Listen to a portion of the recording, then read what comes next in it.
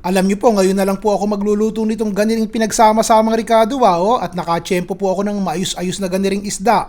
Jackpot na jackpot po kayo sa ulam na ito dahil malasa na, parang abot-abot kaya pa eh. Yung ibang sangka po pabanjing-banjing na lang po sa bulsa. Hindi po kayo mababangkrap sa halaga at tubong lugaw naman pagdating sa lasa. O siya, narito na. O yan, sibuyas po muna. Gandang buhay po mga kaibigan ha. Welcome na welcome po kayo din sa Chef Ron Bilaro Cooking Channel. O bawang po. Sarap ng ulam natin ngayon, promise. Kamatis po. Yung mga kaibigan po nating hindi ko pa nabubulyawan. I-comment nyo nga po sa baba kung taga saan kayo at ano ang gusto nyong lutuin ko. Mas magulay po ba at isda o kaya manok-manok na lamang. Mabulyawan na rin po yung iba sa inyo at nang sumaya. Pag larot-larot na po yung kamatis tubigan nyo na. Alam nyo naman po ako, lagi may sabaw ulam natin. 4 na tasa po yun. Isang punggok lang po, pero matabang talong po itong ihahalo natin. Syempre, ginayat ko na.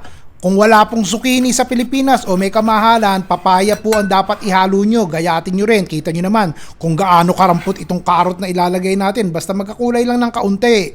Flavoring powder po, lagyan nyo kung gusto nyo. Kaunting asin, 1 kutsarang baking powder para umalsa, garlic powder po, 1 tasang harina, 1 itlog, tsaka nyo po ilagay itong dulong. Silverfish po ang tawag ng ilan dyan. O yun na yun.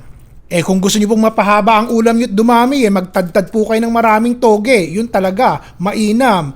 Ang ginawa ko po din bago ko po iprito, inalagay ko muna sa freezer ng mga 20 minutes para tumigas-tigas po ng kaunti. O ngayon piniprito ko na, lubayan nyo na po yan. Mga 6 hanggang 7 minuto ko po talagang ipinrito yung una. Pagkatapos ibinaliktad ko po at niluto ko ng mga 3 minuto, 4 na minuto dahil gustong gusto ko po yung tostado.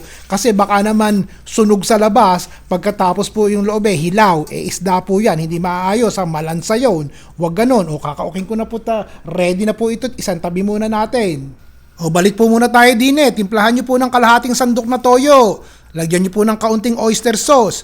Kung meron po kayong sesame oil, mas mainam pong lagyan nyo para mas malasa. Flavoring powder po, kung gusto nyo maglagay. Ganyan ang mga ulam na paminsan-minsan nyo pong lutuin at hindi magsawa mga inakay nyo. Pakuluin po natin yan.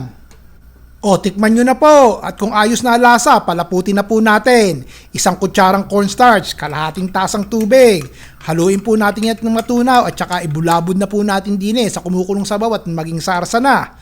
Damihan nyo po ang kinchay para maganda kulay. Pati po sibuyas na muray, lagyan nyo na rin. At pag malapot na po ang sarsa, nakagayak na kayong kumain, ano pa po ba kulang?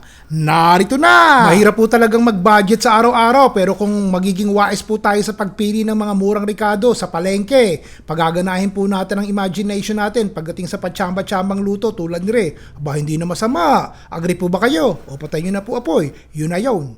O mag-comment po kayo din sa baba't babasahin ko ha. Ron, eto mga Ricardong gusto ko sanang ilahok mo sa ulam natin sa susunod. At nang medyo mura-mura ng konti at madaling hanapin sa palengke. Hindi yung paikot-ikot nahihilo na kayo Saan ko ba hanapin tong nilagay ng mga ingredients ni Ron? Wala pong ganon. Basta, madaling lutuin, madaling hanapin, boom boom boom. Tapos kahit pa wardi-wardi, masarap ang lalabasan. Nagustuhan nyo at ng pamilya nyo, yun po importante.